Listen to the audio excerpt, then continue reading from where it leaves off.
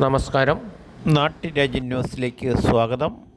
തിങ്കളാഴ്ച വൈകുന്നേരമുണ്ടായ കാറ്റിലും മഴയിലും കുമാരമംഗലം ഗ്രാമപഞ്ചായത്ത് 9-ാം വാർഡ് അയൽവാസിയുടെ വലിയ മരം കടപുഴകി വീണ് ഒരു വീട് നിശേഷം തകരുകയും വീട്ടിലുള്ളവർക്ക് പരിക്ക് പറ്റി ആശുപത്രിയിലായി.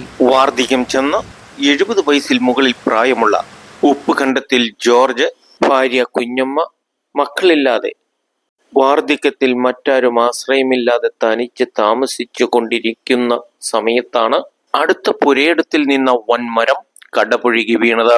ദൈവസഹായത്താൽ വളരെ അത്ഭുതകരമായാണ് അവർ രക്ഷപ്പെട്ടത്.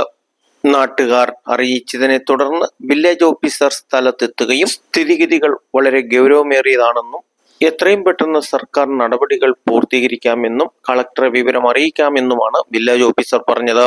വീടിന്റെ അവസ്ഥ കണ്ടാൽ തന്നെ ഇവർ രക്ഷപ്പെട്ടത് മഹാ അത്ഭുതമായി തന്നെ നമുക്ക് തോന്നും. പ്രകൃതിക്ഷോഭത്താൽ പെട്ടെന്ന് ഇങ്ങനെയൊരു വീട് നഷ്ടപ്പെട്ടു കഴിഞ്ഞാൽ സർക്കാരിൽ നിന്ന് കിട്ടേണ്ട ആനുകൂല്യങ്ങളും അവർക്ക് താമസിക്കാനുള്ള സൗകര്യവും പഞ്ചായത്ത് അടിസ്ഥാനത്തിൽ ഇവർക്ക് നൽകിയിട്ടുണ്ടോ എന്ന് സംശയിക്കേണ്ടിയിരിക്കുന്നു. വാർദ്ധക്യരായ ഇവർക്ക് കിട്ടേണ്ട എല്ലാ ആനുകൂല്യങ്ങളും സർക്കാർ പെട്ടെന്ന് തന്നെ കൊടുക്കണമെന്ന് മുൻ പഞ്ചായത്ത് പ്രസിഡന്റ് ജെയിംസ് ചാക്കോയും പറഞ്ഞു.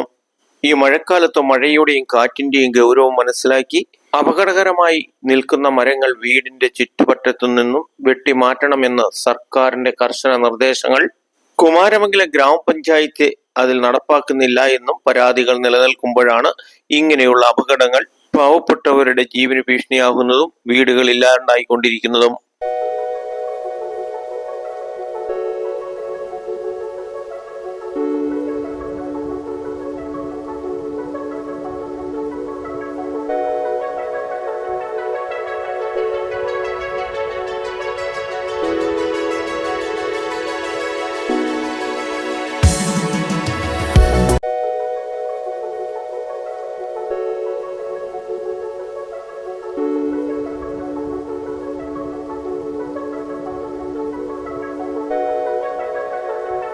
ആശുപത്രിയിൽ നിന്ന് തിരിച്ചെത്തി അന്തി ഉറങ്ങാൻ സ്ഥലമില്ലാതെ വീടിന്റെ മുറ്റയുന്ന ഈ വാർദ്ധക്യം ചെന്നവരെ മനസാക്ഷിയുടെ കാരുണ്യത്തിൽ അയൽവാസികളാണ് അഭയം കൊടുത്തിരിക്കുന്നത്. പ്രകൃതി ദുരന്തത്താൽ നഷ്ടപ്പെട്ടവർക്ക് കിട്ടേണ്ട ആനുകൂല്യം ഇവിടെ പഞ്ചായത്ത് അട്ടിമറിച്ചിരിക്കുന്നതായിട്ടാണ് കാണാൻ സാധിക്കുന്നത്.